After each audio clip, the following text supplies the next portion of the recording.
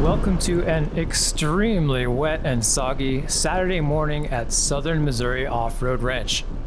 My name is Brian and I'm visiting the park from Texas. I'm up here doing a little bit of badge collecting. There are 3 Jeep badges of honor at this park, and we're going to start today with guardrail. Now, I got pretty lost on guardrail. I've never been to this park before, and I had some trouble with the trail markers in the map, so I'll show you what happened and maybe help you avoid making the same mistake. Let's look at the map. You'll see that we're over in the corner here, and I'll show you the route that we're going to take. So we follow guardrail for a ways, and then we have to take a few more trails to get out. And right now we're descending down the first big hill. Right off the bat, there's a pretty tall ledge. There's about 1.5 to 2 foot drop on this, and there's not a very good line to step down it. So you're gonna feel your front tires just fall off of this ledge. There's really no other way to do it. And when we took my friend down later in his Toyota Tacoma, he had a pretty hard hit when he landed. Quick public service announcement for you guys. SMORR is a cash-only park. They do have an ATM machine in the office, but I hadn't brought a debit card with me on this trip, and I didn't have a lot of cash. And the lady in the office just looked at me and said, "Well, I can't help you with that." And fortunately, there was a guy there that let me Venmo him right in the office, and then he just handed me cash out of his pocket. Just make sure you bring cash, because I barely got into the park as it was. After that, I got out and I went around my tires and I let them all down to 10 psi. I do have beadlocks, so I like going to the low pressure. And I was out there in a raincoat and I still got completely soaked. My shorts were completely soaked through, and so at the beginning of this trail, I barely got in. I was completely soggy, sitting on a bunch of towels. It was a little bit of a rocky start. Not to mention, as you pull up to the trail and you see water pouring down the hill, it's a little bit intimidating. You don't know what the traction is going to be like in these parks. I've been to a park in Georgia, Stony Lonesome, and the wet weather traction was horrible. It was all yellow clay. It was like driving on ice, and I didn't stay long. But fortunately here, with as much rock and small gravel-like surfaces as there are, I really didn't have any issues with slipping or with wet weather traction. We've made it down the hill and we've made the turn to start following the stream bed. And this is where I didn't really understand how this trail and some of the other trails at SMORR work. Right here you'll see the entrance to the Renegade trail. And so I turn and continue following guardrail, but accidentally end up on Renegade in just a second. These creek bottom trails have 2 options. Usually you can stay in the creek, or you can drive on the trail next to the creek. It just kind of comes up and down, crosses the creek, and generally goes the same direction. And the option is to take either of those routes. Here I see this sign for guardrail, and I don't realize that you can continue in the creek, or you can just follow this trail. And then here's the point where I get confused. If you look to the right, there's a really large tree leaning over or falling across the path, and I think it was too low for me to fit my Jeep under it. Popular parks are pretty good about doing trail maintenance, so I thought that couldn't be the correct way if there's a pretty big obstacle blocking the path. So I turn and start following this direction, not realizing that I'm not on guardrail anymore. The Renegade trail makes a big loop into the hill and then comes back. And so what we're looking at up this little hill to my right, and I start to drive up it, this is actually the end of the Renegade trail, and the beginning of it is just 20 feet to the left. I almost shortcut the entire thing by taking the wrong way through the woods.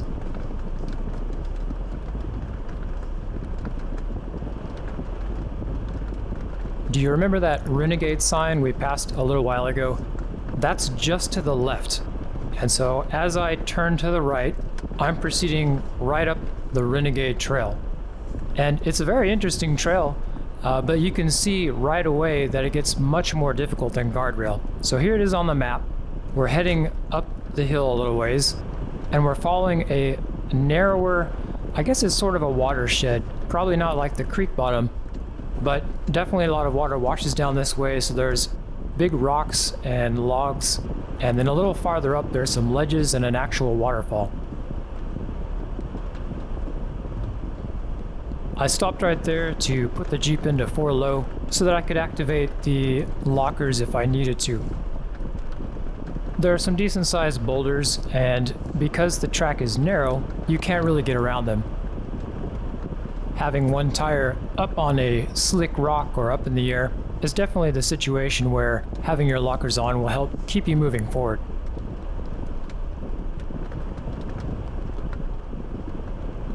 This section might be a little bit more difficult for vehicles with smaller tires or a little bit less clearance. You can see that there's some pretty big rocks up ahead. There are some cut up logs across the path. And there's a few large boulders directly in the middle of the track. The problem with those is that you need that clearance under the middle to get over them without catching your differentials or getting stuck on something, because there's just not a lot of wiggle room to either side to get around. I paused for a second back there because I saw this waterfall coming up. It's a pretty tall ledge. There's a lot of water pouring off of it. There's rocks on both sides. And I was thinking, this can't be guardrail. I thought guardrail was supposed to be a little bit easier. This is a really cool feature though. And you do have to be a little careful. There's tall rocks on either side, so you certainly don't want to get tipped into or scrape your body panels on either side. I think the ledge height might have been about 2.5 feet. A pretty significant step, especially considering that it was very wet. I have to hand it to the Rubicon though. It really crawls over stuff slow and steady, didn't have a single bit of trouble. The trail splits into 3 different optional directions, and all of them look pretty intimidating when you drive up. The path to the left is mostly rocks and gravel with a little bit of ledges at the top, however it is very steep. The path to the middle has a whole bunch of rock ledges that are very steep for sure. And then what I didn't see until I started climbing the left section is there's, I guess what you might call a bypass, a third option on the far right.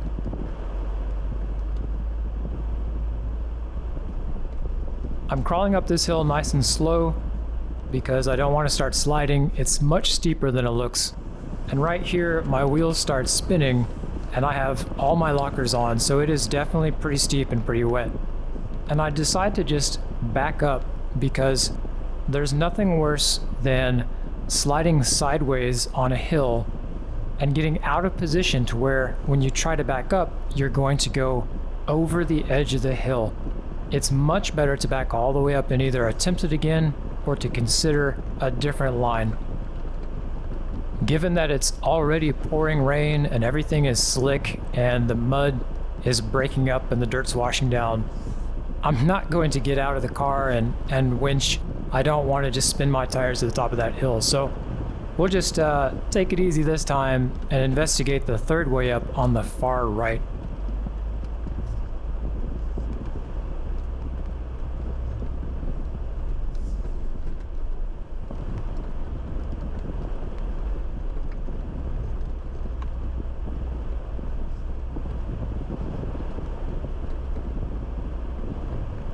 This is definitely the bypass route. There's still a little bit of a hill right here, but this brings you up to the top without much difficulty, and you can clearly see that it joins up with those other 2 routes.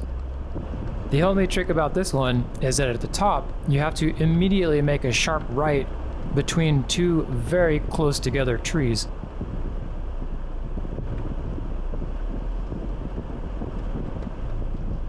It takes me a couple of tries to get turned enough that I can steer between these 2 trees.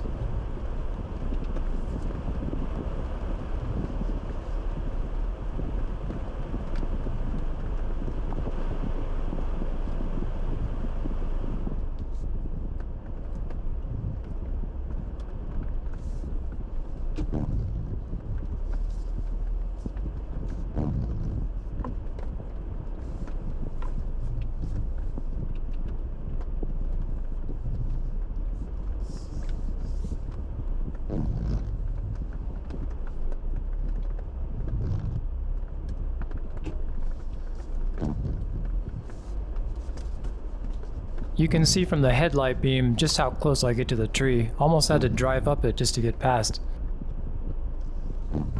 I think it might be time for some new windshield wipers. Sorry about the noise.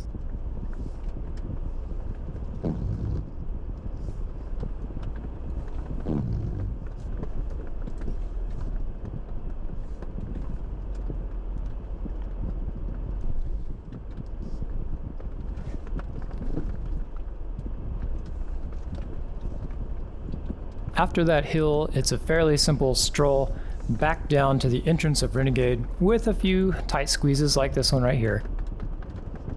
Definitely a way to kick up your guardrail experience if you're just looking for a little bit more difficulty, a couple of ledges, maybe a waterfall to climb.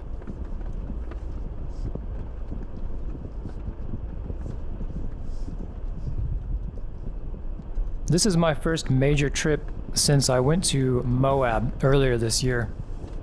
And that was definitely a bucket list trip. It was sort of the pinnacle of 2 years after I first purchased my Jeep, finally hitting some of the most difficult trails on the list, including Pritchett Canyon. We had a group of 4 guys and we successfully, mostly winched our way through Pritchett Canyon without any damage, was able to drive home, and that was a major experience.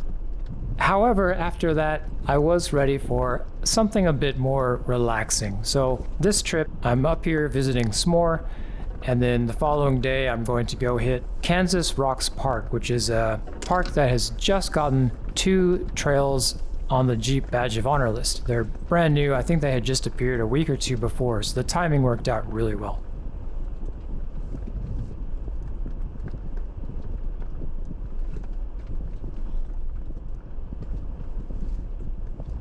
Coming up is that little shortcut where I almost drove through to the end of Renegade. This is the spot where the beginning and end of Renegade are only about 20 feet apart. And so as I'm coming back down this hill, we're going to join back up with guardrail, and I'm finally back on the right direction. You can see the signs here. This is the intersection of guardrail with the exit of Renegade, and it's actually on the trail map. And so we're back onto the out of the creek section of guardrail. If you remember, I mentioned earlier that you can either drive through the creek or you can follow the portion that winds in and out of it. And you see on the map, there's only one trail on the map, but you sort of have the option of staying in or out of the creek.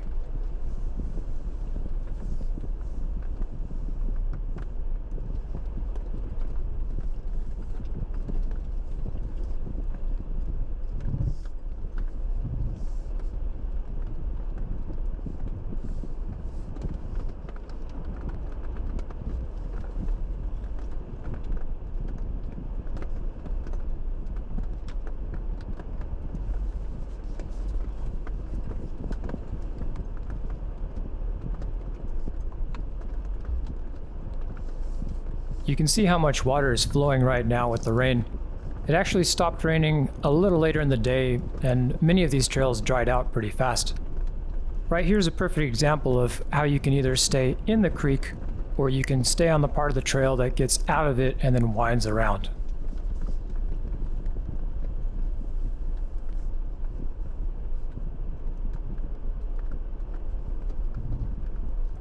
If you're driving through water and you see ripples on the surface like this or fast moving water, make sure you take it easy, because you can't always tell when there's a lot of water what's under the surface and what your tires are about to slam into or a hole that they might drop in.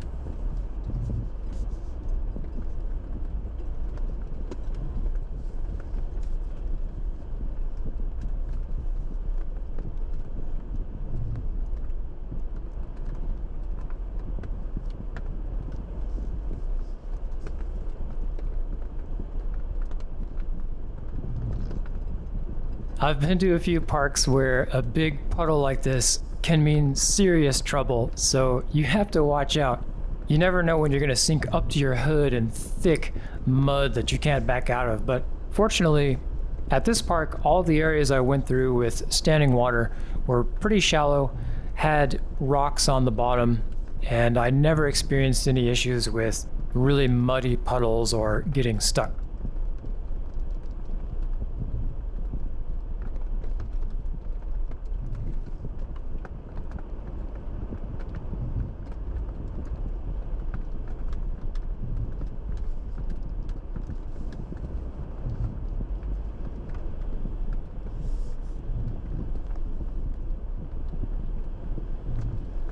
We're coming up on the end of guardrail. It's this large open area that turns and heads uphill.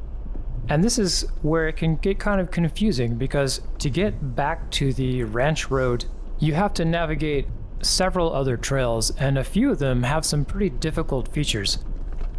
So the route that I'm going to take right now, I think is the easiest way to get out. Right away, there are two choices. The right side is a bypass, and the left side has some interesting ledges. The second set of ledges looks very undercut, so considering how it was raining, I didn't really feel like trying to go up slick rock. This is a very steep hill, but otherwise pretty easy to get up, and it's going to dead end us into another trail.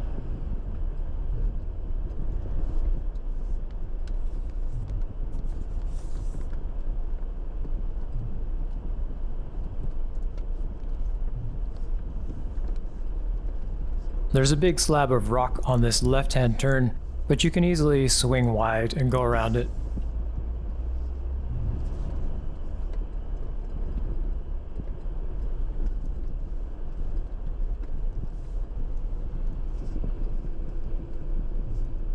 Here comes some of the very confusing SMORR trail markers. Sometimes the arrows point along the trail, sometimes they point 90 degrees to it, sometimes, like this intersection, you're not entirely sure which way goes which. Right here we've come to the intersection of Yellow Jacket at the top of the hill. It's a T intersection, and I'm going to turn to the left and follow it down to Rumblebee. This four-way intersection has a Rumblebee sign, but I'm going to continue straight through it on Yellow Jacket. You'll definitely see me pause and look at the map quite often, because this park has so many trails and many of them close together that there are intersections all the time, many of them unmarked, and you're going to spend a lot of time consulting the map just trying to figure out where you are.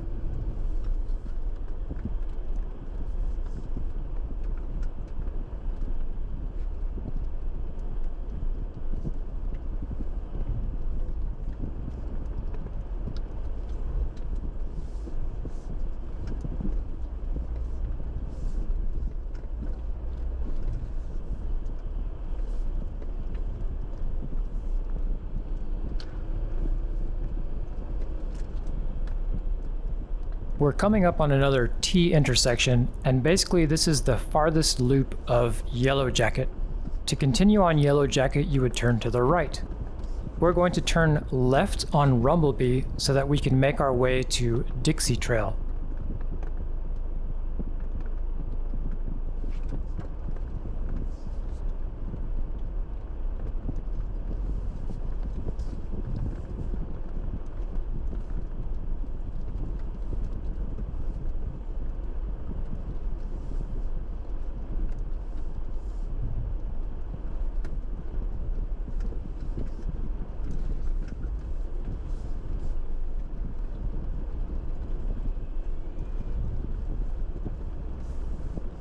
You can just see the sign right here. We're at the intersection of Rumblebee and Dixie Trail.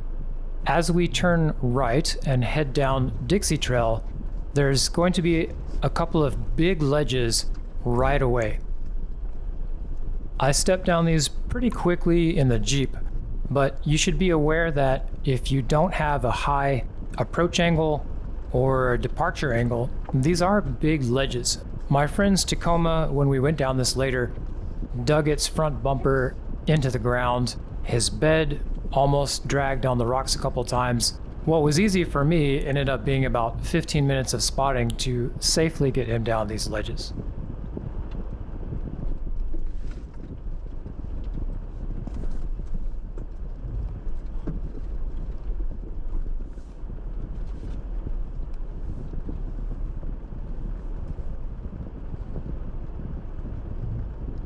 Time to pull out the map again. Every time I come to an intersection or see an alternate route, I check it.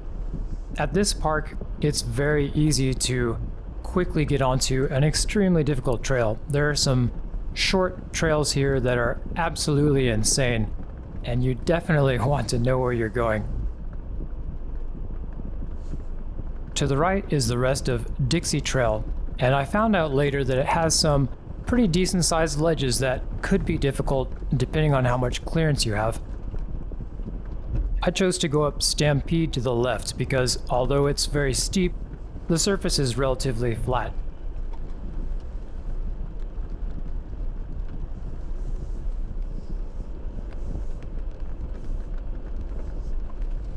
You can see some serious ledges to the right. I'm going to stick to the bypass on the left.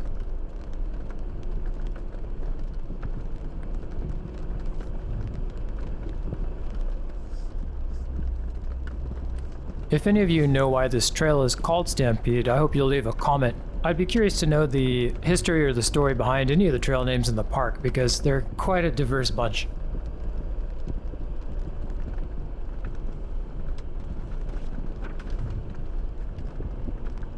This might seem like slow going, but it is a pretty steep hill, so I'm just plugging along in low range, I think in second gear.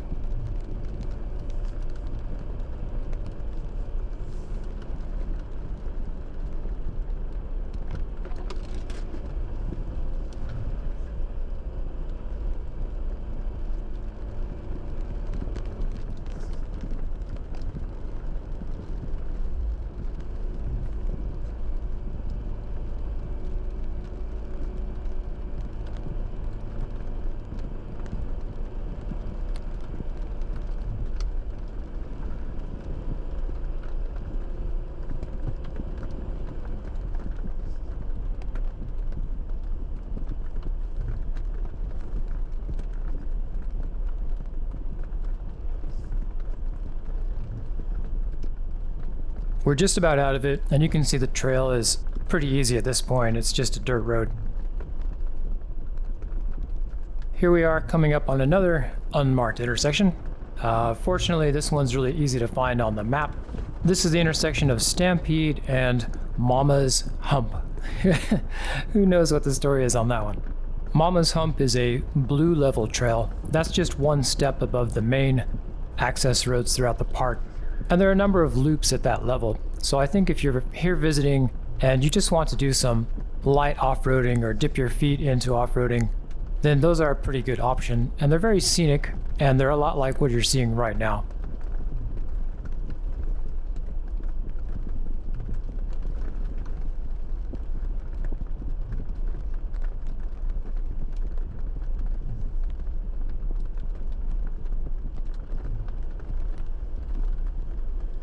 If you're interested in more videos from this park, I also took footage from the new badge trail, which is Cougar Crossing, and I've got some great clips of running Pee-wee's Crossing with my friend in his Toyota Tacoma. So keep an eye on the channel and watch for those coming up.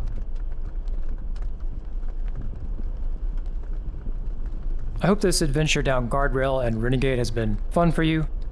We're about to jump back into the open and get back onto Ranch Road 1. Have fun on your own adventures in Guardrail, and I'll see you next time.